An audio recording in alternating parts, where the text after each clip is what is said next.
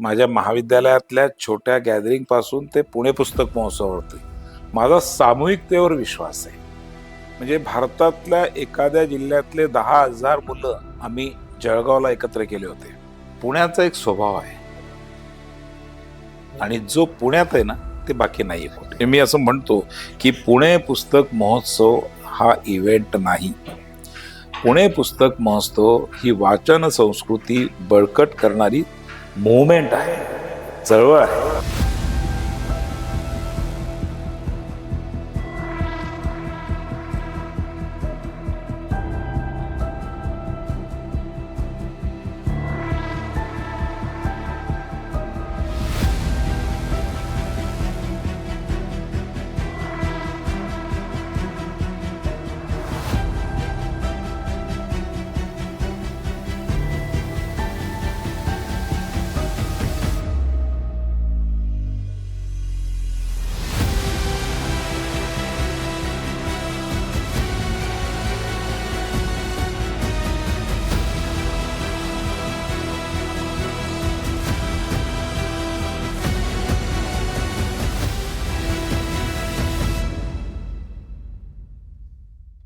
नमस्कार मंडळी, तुम्ही ऐकत आहात स्प्रेडिट संवाद.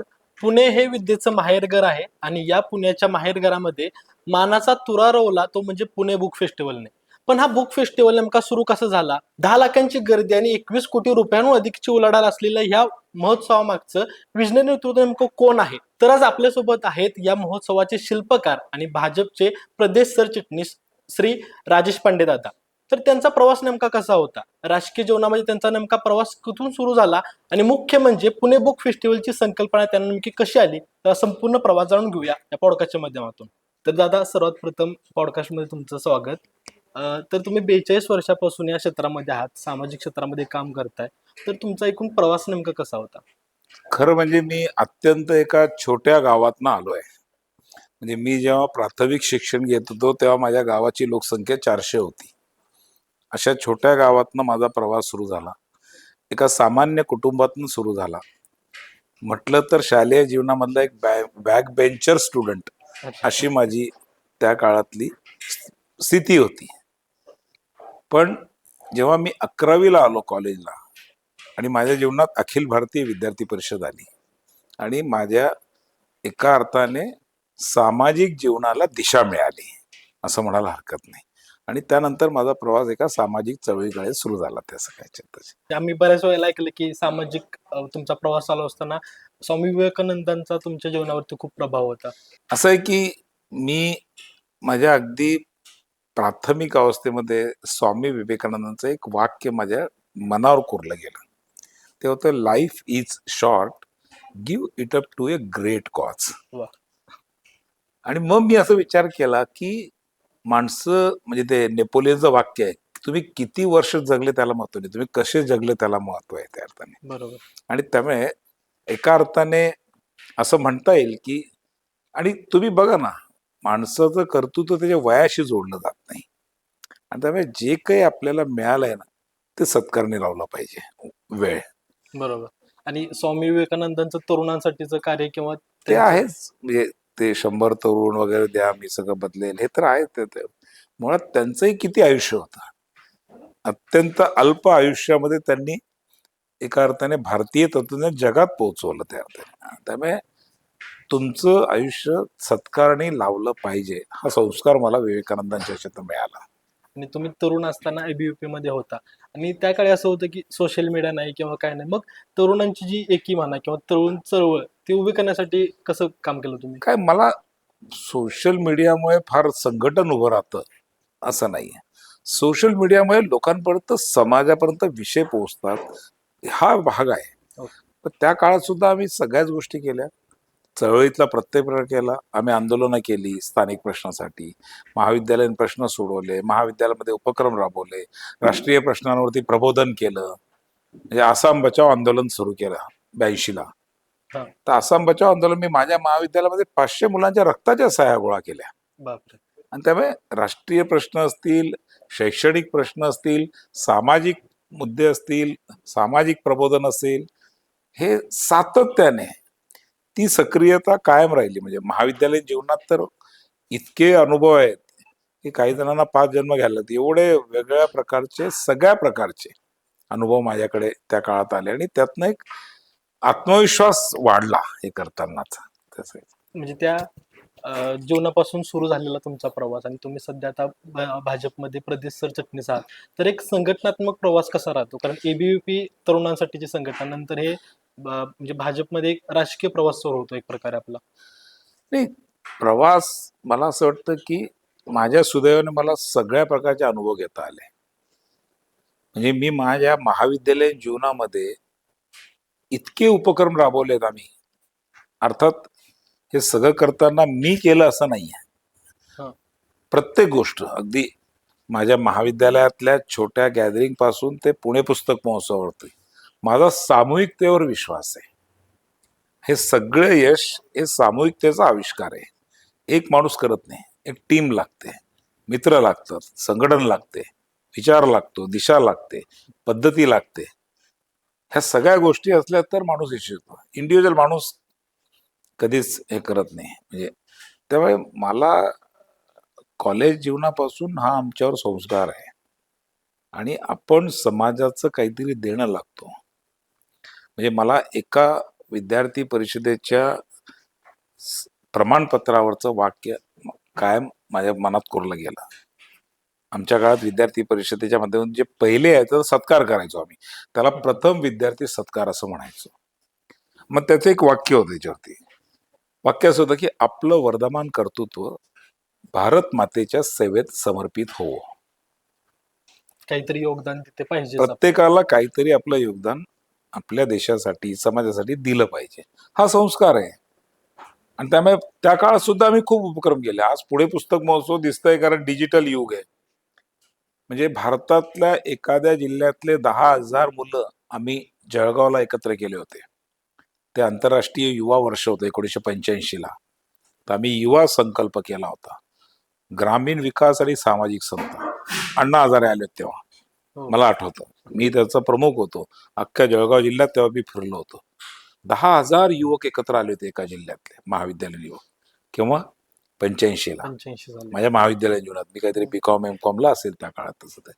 आणि त्यामुळे मला असं वाटतं की हा एक स्वाभाविक प्रवास झालेला आहे. यात काही फार काही वेगळे प्रयत्न करायला लागले नाही आणि त्यातून असे सगळे उपक्रम होत आहेत. पुणे बुक फेस्टिवलचं तुम्ही सांगितलं, हा फेस्टिवल इतका मोठा झालाय, पण ह्या फेस्टिवलची सुरुवात म्हणा किंवा जी पायाभरणी आहे ती कशी झाली होती? कसं आहे, आता मला सुद्धा 30-35-40 वर्ष झाली पुण्यात. 35 एक वर्ष झाली आता. पुण्याचा एक स्वभाव आहे आणि जो पुण्यात आहे ना ते बाकी नाहीये कुठे. पुणे तिथे काय हा, होते? म्हणजे मी असं म्हणतो की पुणे, मला एक की पुण्यात आपण एक पुस्तक प्रदर्शन भरू. हा. इथे पुण्यात पुस्तक प्रदर्शन 24/7 आप्पाबन चौकात चालू असतं. बरोबर. तुम्ही चौकात गेलात की सगळीकडे तुम्हाला पुस्तकं लागलेली दिसतील त्याच इथे. तर बघा ते वेगळं काही नाही.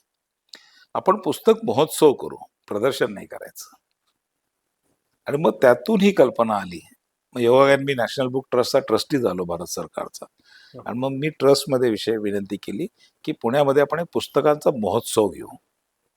आणि मग त्यातून ही कल्पना पुढे आली. स्वाभाविकपणे माझा स्वभाव आहे, काही करायचं असेल तर भव्य दिव्य करायचं, प्रभावी करायचं असं अर्थाने. मग मला असं वाटलं की आपण चला एक पुस्तक महोत्सव घेऊ आणि त्यातून ही कल्पना पुढे आली.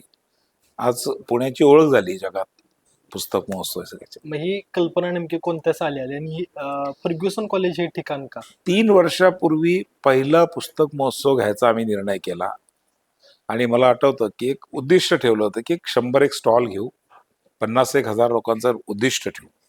हा. पण ज्या प्रकारे पुणेकरांनी त्याला भरभरून प्रतिसाद दिला आणि पहिल्याच वर्षी 4 लाख लोक त्याला आली, 250 स्टॉल आले, ते मागवायला लागले. कारण तसं मराठी प्रकाशकांचा पुस्तक प्रदर्शनाचा अनुभव चांगला नाहीये खूप या सगळ्या ह्याच्यामध्ये. आणि त्यामुळे त्यातून मी खूप आग्रह धरला की पुस्तक महोत्सव मध्ये तुम्ही स्टॉल लावा. ते म्हटलं नाही हो, विक्री होत नाही. आमचं अनेक संमेलनांचा अनुभव आहे, विक्री होत नाही. त्यामुळे प्रकाशक थोडे निरुत्साही होते. पण खूप आग्रह धरला, विनंती केली, काही लोकांना मोफत दिला आणि मग त्यांनी जो अनुभव घेतला, अनुभव म्हणता येईल तसं, तो इतका मोठा होता की पुढच्या वर्षी आम्ही 15 दिवसात आमचे 600 स्टॉल बुक झाले. वा. आणि काही प्रकाशक असे आहेत मराठी आपले की ते म्हटले आमच्या 3 पिढ्यात आम्ही इतकं पैसा कमवला नाही काही म्हणजे एखाद्या आर्थिक प्रदर्शनात. उलाढाल पण होते. प्रचंड आर्थिक उलाढाल झाली, लोकांची उलाढाल झाली आणि एका वेळेस अनेक उपक्रम चालले. सांस्कृतिक महोत्सव चालला, साहित्य महोत्सव चालला, खाद्य महोत्सव चालला, बाल चित्रपटांचा एक महोत्सव केला, अनेक पुस्तकांचं प्रकाशन केलं. आणि त्यामुळे मला असं वाटतं की ती एक चळवळ झाली. म्हणजे मी असं म्हणतो की पुणे पुस्तक महोत्सव हा इव्हेंट नाही. पुणे पुस्तक महोत्सव ही वाचन संस्कृती बळकट करणारी मुवमेंट आहे, चळवळ आहे. आणि त्यामुळे या चळवळीला पुणेकरांनी भरपूर प्रतिसाद दिला. आता तर काय स्काय इज द लिमिट आहे या सगळ्या विषयात. मग म्हणजे यावर्षी किती स्टॉल आहेत? भरपूर. यावर्षी जवळजवळ तुम्हाला सांगतो 800 स्टॉल बुक झाले आणि अजूनही आमच्याकडे 150 स्टॉल वेटिंगला आहेत. पण आता आम्ही नाही घेऊ शकत 800 पेक्षा. यावर्षी जवळजवळ 12-13 लाख लोक याला भेट देतील. सगळ्या देशभरातनं लोक येतात. देशाच्या सगळ्या भाषांची पुस्तकं असतात आणि भरपूर यावेळेस तर खूप मेजवानी आहे. म्हणजे पुणे लिटरेचर फेस्टिवलमध्ये देशभरातले आणि जगभरातले नामवंत 150 पेक्षा जास्त वक्ते येणार आहेत. एखाद्या कार्यक्रमात 150 वक्ते येणं हा सुद्धा एक रेकॉर्ड आहे त्या अर्थाने. खरंच. आणि जी गर्दी येते किंवा संपूर्ण नियोजन असतं ते कशा प्रकारे चालतं? म्हणजे तुम्ही किती महिन्यापासून नियोजन करता याचं? नाही, आम्ही वर्षभर नियोजन करत पूर्ण असतो. नियोजन. पण मी मगाशी म्हटलं ना, आमची एक टीम आहे हम्म. आणि प्रत्येक टीम मधला माणूस त्याची त्याची जबाबदारी सांभाळत असतो आणि निरपेक्ष भावनाने आम्ही सगळे काम करतो त्या अर्थाने. आम्हाला काही सगळेजण आम्ही गेली 2 महिने आमची सगळी टीम आहे. कोणीतरी एक खात्याचा प्रमुख आहे, कोणी दुसऱ्या, मग त्याच्या खाली त्याची समिती आहे. अशी जवळजवळ आमची 250-300 जणांची टीम आहे. मी म्हटलं ना, इतकं सोपं नाही म्हणजे आहे. सर्व व्हॉलेंटियर्स आहेत आपले. सगळे व्हॉलेंटियर्स आहे, विद्यार्थी आहेत, माझे सहकारी मित्र आहेत. विद्यार्थी परिषदेत आम्ही बरोबर काम केले. अनेक कार्यकर्ते आहेत. माझे सावित्रीबाई फुले पुणे विद्यापीठातले सहकारी आहेत. या महाविद्यालयाचा, या संस्थेचं मोठं योगदान आहे, डेक्कन एज्युकेशन सोसायटीचं. फर्ग्युसन कॉलेजची पूर्ण टीम आमच्या बरोबर आहे. ओके. सावित्रीबाई फुले पुणे विद्यापीठ सोबत आहे. NSSचे विद्यार्थी सोबत आहेत.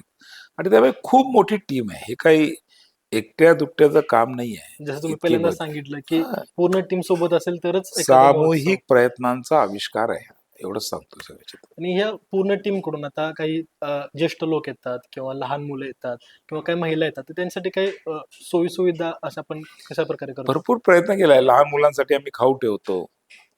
लहान मुलांसाठी आम्ही पुस्तकं फ्री देतो. हम्म. 1 लाख पुस्तकं या वर्षी आम्ही लहान मुलांना गिफ्ट करणार आहोत. 1 लाख वा. पुस्तक. प्रत्येक येणाऱ्या मुलाला एक पुस्तक भेट देणार आहोत. त्याला खाऊ देणार आहोत. त्याला पाण्याची बाटली देणार आहोत.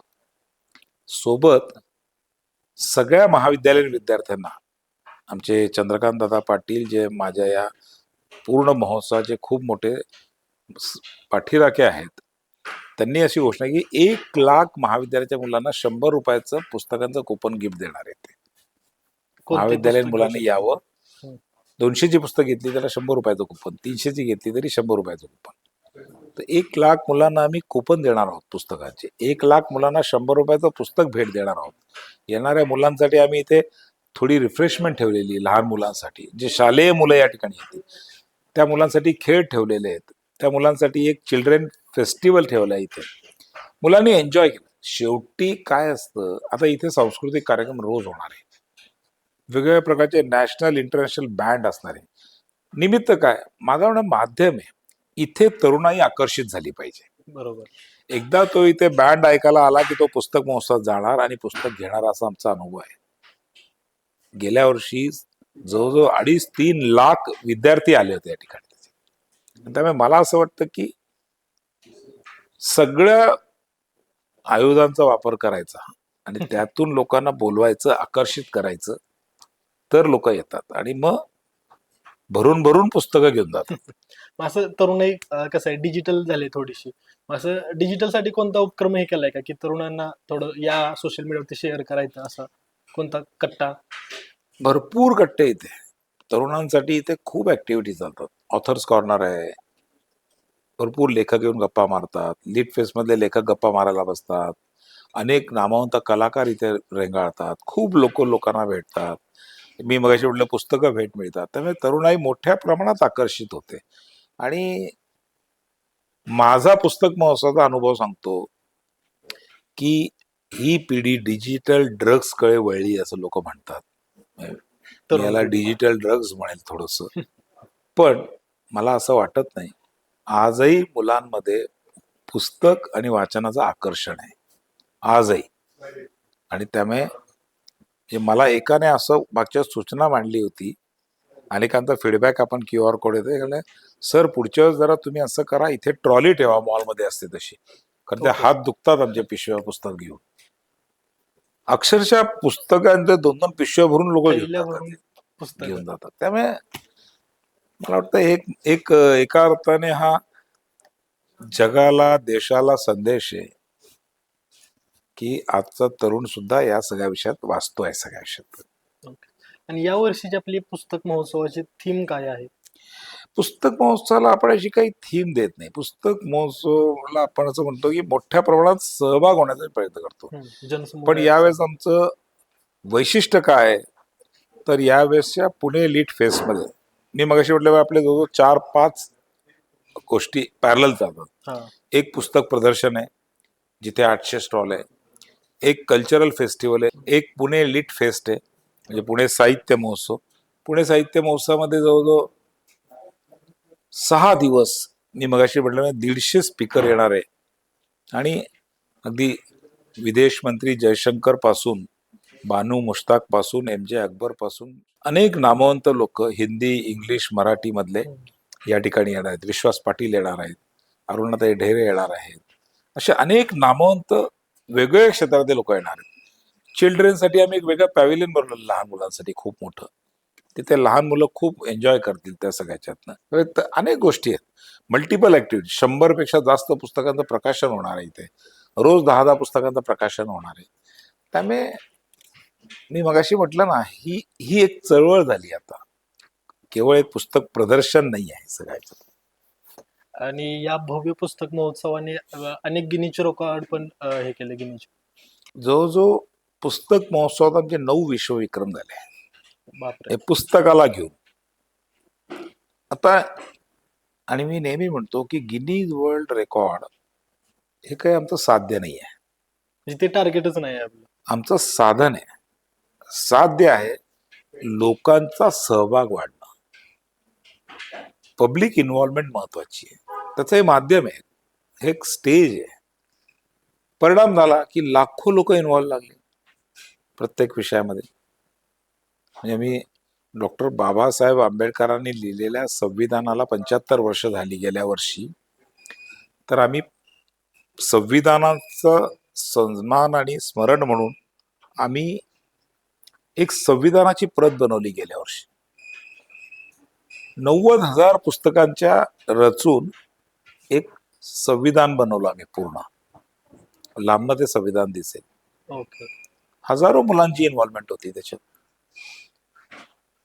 अशा अनेक पुस्तकांचे घेतलेले अनेक उपक्रम आम्ही या ठिकाणी केले आणि ती चळवळ अधिक सक्षम केली. आणि तुमचा दरवर्षीचा कसा अनुभव असतो की लोक कोणत्या प्रकारची पुस्तकं जास्त खपतात? नाही, प्रत्येक जण आपल्या आवडीप्रमाणे, कारण सगळ्याच प्रकारची पुस्तकं असतात. एकच आहे, या ठिकाणी जी पुस्तकं पुण्यात सहज उपलब्ध होत नाही ना, ती सगळी पुस्तकं इथे मिळतात. त्यामुळे म्हणजे काही लोक अशी आहेत की रोज येतात 9 दिवस, रोज एकही दिवस चुकवत नाही. काही लोक अशी ती वाट बघत बसतात. म्हणजे गेल्या वेळेस तर अमेरिकेत नाही काही लोक आले होते, ते मला भेटले जाताना की आम्ही दरवर्षी येणार. आणि त्यामुळे कर्नाटकात येतात ना, महाराष्ट्रातल्या सगळ्या रत्नागिरीवरनं येतात, सिंधुदुर्ग सगळीकडनं येतात. आणि एक चांगली ही चळवळ झाली त्या सगळ्याच्या तशी. मग यावर्षी तुमचं आवडतं पुस्तक कोणतं? मग तुम्ही कोणतं पुस्तक वाचणार आहात? नाही, मला लहानपणापासून वाचनाची आवड आहे. म्हणजे मी खूप कमी वयामध्ये वि.स. खांडेकरांचं अमृतवेल वाचलं होतं. वा. मी एक नाही 2 वेळा वाचलं आणि आजही माझ्याकडे आहे.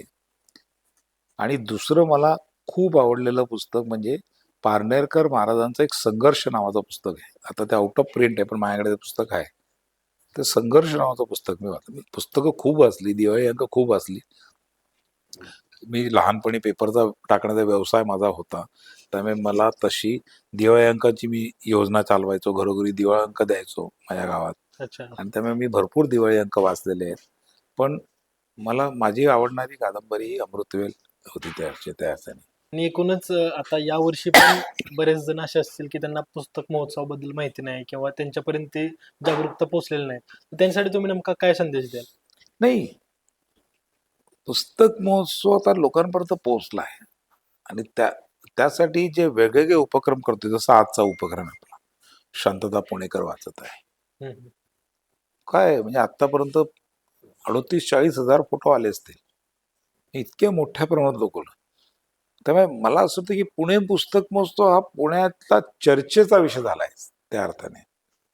फक्त माझा आग्रह असा आहे की लोकांनी वेळ काढला पाहिजे, पुस्तकं खरेदी केली पाहिजे. अनेक लहान मुलं आईवडिलांना सांगतात की माझे खाऊचे पैसे सांभाळायचे, मला वा. पुणे पुस्तक महोत्सव पुस्तक घ्यायचंय. ही अक्षरशः वस्तुस्थिती आहे. म्हणजे त्यांच्यात आवड निर्माण झाली आहे. आवड निर्माण होते, लोक खूप पुढे येत आहेत, पुस्तकं घेत आहेत. एका अर्थाने ही इंडस्ट्री पण अधिक स्ट्रॉंग होते. प्रकाशकाचाही उत्साह वाढतोय, लेखकाचाही उत्साह वाढतोय, छपाई मुद्रण करणाऱ्यांचाही यात उत्साह वाढतोय आणि इकॉनॉमी पण स्ट्रॉंग होते. आणि सगळ्यात महत्त्वाचं की नरेंद्र मोदीजी जसं म्हणतात की वाचणं हे खूप महत्वाचं आहे या सगळ्याचे.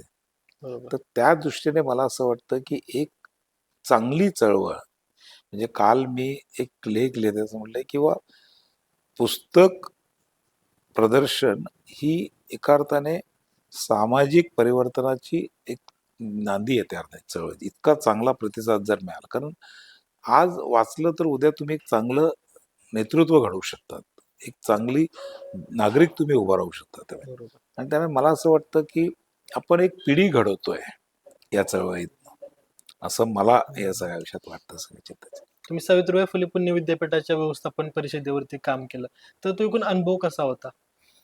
नाही, मी विद्यार्थी चळवळीतनं आलेलो आहे आणि विद्यार्थी चळवळीतनं आलेला असल्यामुळे म्हणजे मी असं म्हणतो की एबीव्हीपीतला माझा काळ that was the glorious period of my life.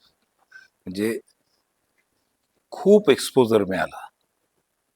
हे त्या काळात 93 मध्ये मी महाराष्ट्रातला प्रत्येक तालुका फिरलो, प्रत्येक वा. महाविद्यालयात गेलो.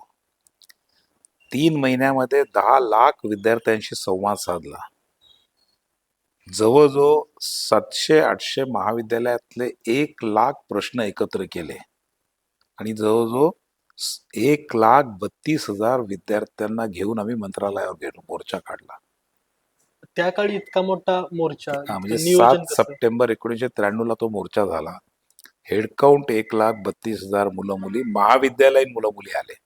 त्यासाठी अख्खा महाराष्ट्र प्रवास केला मी त्या काळात. आणि महाविद्यालयातल्या टॉयलेटच्या प्रश्नापासून, सायकल स्टँडच्या प्रश्नापासून, कॉमन रूमच्या प्रश्नापासून सगळे प्रश्न एकत्र केले आणि महाराष्ट्रातल्या शिक्षणाची दुरावस्था त्याच्यावर एक ब्लॅक पेपर पब्लिश केला. आणि त्या ब्लॅक पेपरच्या आधारे विद्यार्थ्यांचा रोष निर्माण केला, म्हणजे हे केलं, संघटित केलं त्यांना आणि मंत्रालयावरती मोर्चा नेला. 1.5 लाख विद्यार्थी, 1,32,000 विद्यार्थी आले. म्हणजे त्यावेळेला पूर्ण विद्यार्थ्यांचे प्रश्न जनतेसमोर किंवा मंत्रालयासमोर मांडले. शरद पवार साहेब मुख्यमंत्री होते तेव्हा महाराष्ट्राचे. ते त्या दिवशी मंत्रालयात नव्हते, त्या दिवशी मोर्चा घेऊन गेलो आम्ही. पण इतक्या मोठ्या प्रमाणात आम्ही केला. त्यामुळे चळवळीचा आपला स्वभाव आहे. आणि शैक्षणिक म्हणजे मी का सांगतोय तर शिक्षण हे मला आवडण्याचा विषय आहे. आणि त्यामुळे मी आधी उत्तर महाराष्ट्र विद्यापीठामध्ये पदवीधरांमध्ये निवडून आलो, मग मॅनेजमेंट काउन्सिलला गेलो, मग महाराष्ट्र आरोग्य विज्ञान विद्यापीठावर 10 वर्ष होतो, मग सावित्रीबाई फुले पुणे विद्यापीठाच्या मॅनेजमेंट काउन्सिलवर होतो. आणि त्यामुळे विद्यापीठ प्रशासन, विद्यापीठाचं शिक्षण, विद्यापीठाच्या विद्यार्थ्यांना मिळणारी संधी, मी असं मानतो. आणि मी कॉलेजला GS असताना 82-83ला मी तेव्हा बाबा आमटेंना भेटायला वर्ध्याला गेलो होतो आणि त्यांना कॉलेजच्या गॅदरिंगला बोलवलं होतं मी की तुम्ही आमच्याकडे चीफ गेस्ट म्हणून या.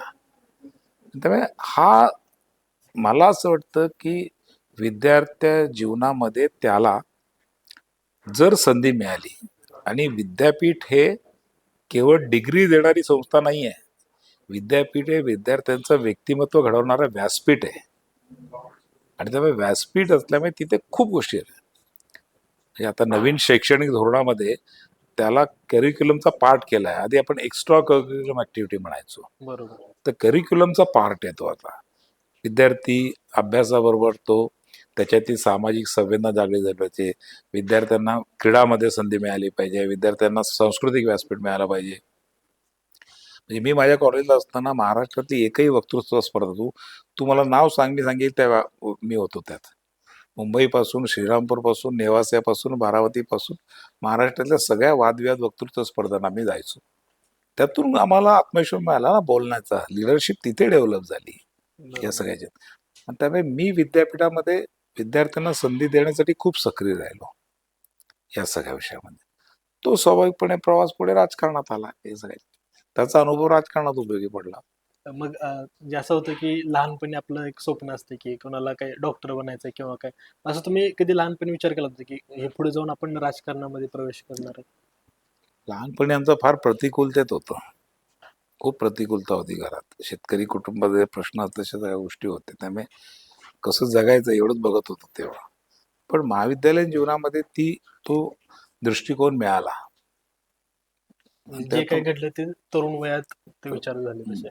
आणि तरुण असताना थोडासा जोश असतोय किंवा की काहीतरी कोणता तरी मुद्दा आपण थोडंसं हे करतो आणि त्यानंतर मग थोडं नंतर एक संयम येतो. तर असं काही कोणती घटना घडली आहे का की नाही थोडंसं हे झालं? नाही, तसं तर काय घटनांचा डोंगर आहे आपल्याकडे. सगळ्या प्रकारचे अनुभव आहेत सगळे. खूप आहेत तसे. काश्मीरच्या प्रश्नाला आम्ही श्रीनगरला गेलो, तिथले आहेत. अनेक गोष्टी आहेत अशा. पण विद्यार्थी परिषदेच्या कामामध्ये स्वाभाविकपणे म्हणजे एक काय म्हणतात ना, जीवनाकडे बघण्याचा दृष्टिकोन बदलायला लागतो हळूहळू तुमचा. आणि त्यामुळे त्यातनं खूप गोष्टी चांगल्या शिकायला मिळाल्या म्हणजे. आणि तेच मला विद्यापीठाच्या कामामध्ये उपयोगी पडलं. मग मी विद्यापीठांमध्ये आल्यावर सुद्धा खूप उपक्रम राबवले असे.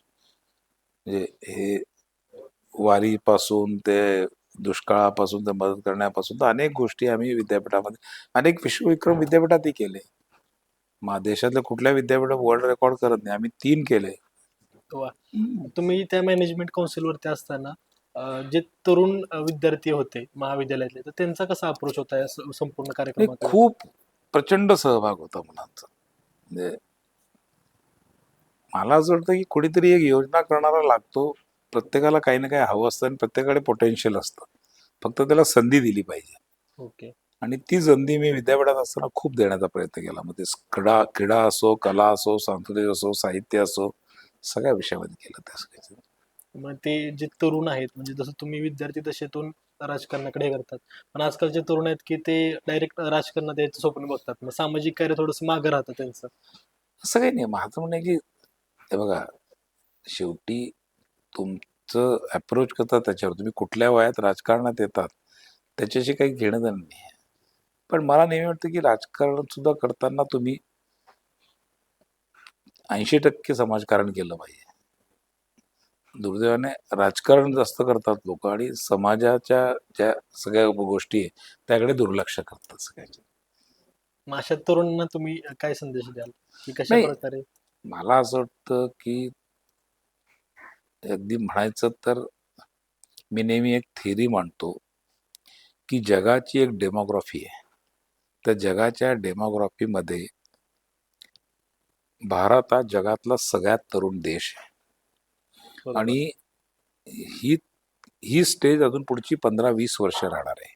म्हणजे आज जो 15-18 वर्षाचा तरुण आहे तो 25 वर्षानंतर त्याला जगात खूप 25 वर्षापर्यंत त्याला प्रचंड अपॉर्च्युनिटी आहे. छोट्या नोकरीपासून ते नेतृत्वापर्यंत. आणि बरोबर. त्यामुळे मला असं वाटतं की अख्ख्या जगावर नेतृत्व करण्याची सर्व क्षेत्रात पोटेन्शियल पण आहे आणि जबाबदारी पण भारताची आहे. त्यामुळे आत्ताच्या तरुणाई जितकी त्याला या गोष्टीकडे जाईल तेवढं आपण जे नरेंद्र मोदीजी म्हणतायत किंवा महाराष्ट्राचे मुख्यमंत्री देवेंद्र फडणवीस म्हणतायत की विकसित भारत, विकसित महाराष्ट्र, 2047चा विकसित भारत हा या पिढीच्या जोरावर तयार होणार आणि त्यामुळे तरुणांनी त्या दृष्टीने पुढे बदलाकडे बघितलं पाहिजे आणि त्या संधीचा फायदा घेतला पाहिजे. आणि एकूणच हे सर्व राजकारण चालू असते किंवा समाजकारण चालू आहे, मग फॅमिली सपोर्ट त्यामध्ये खूप महत्वाचा ठरतो. आणि तर त्याशिवाय होऊच शकत नाही. फॅमिलीचा सपोर्ट आहे म्हणूनच आपण हे करू शकतो. त्यातही टीमवर्क आहे आमचं. आता सध्याच्या राजकारणावरती प्रश्न विचारूया की स्थानिक स्वराज्य संस्थांच्या निवडणुका चालू आहेत किंवा लागणार आहेत, तर एकूणच भाजप म्हणा किंवा मित्रपक्ष म्हणा, तर त्या दृष्टीने कशी तयारी चालू आहे? चोरात आहे. फक्त महायुतीचीच सत्ता येणार सगळीकडे.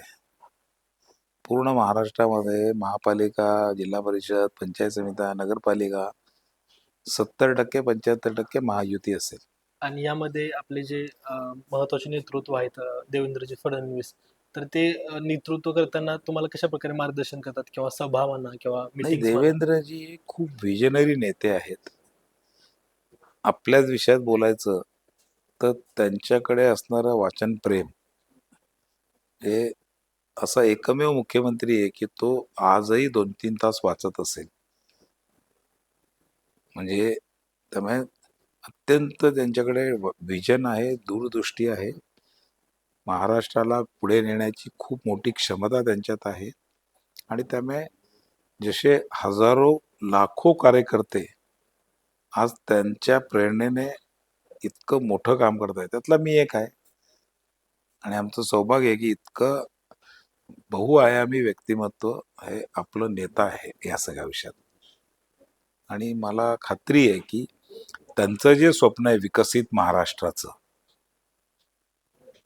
ते त्यांच्या अशा सगळ्या वेगवेगळ्या निर्णयांमुळे म्हणजे अनेक गोष्टी ज्या करतायत विकासाच्या, त्यातनं महाराष्ट्र खूप पुढे जाईल.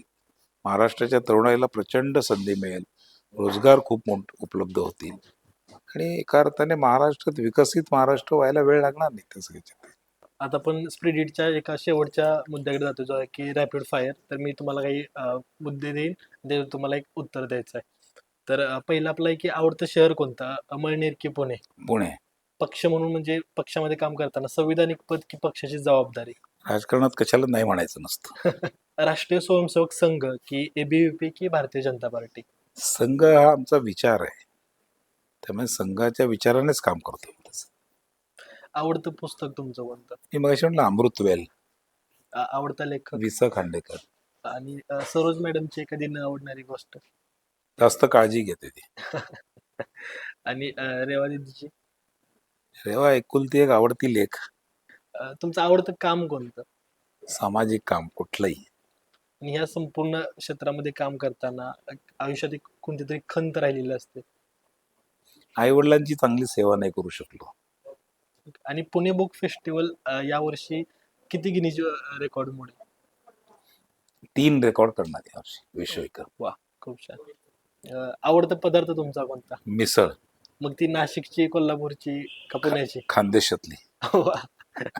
तर आपण पुणे बुक फेस्टिवलचे जे शिल्पकार आहेत त्यांच्याशी गप्पा गोष्टी केल्या.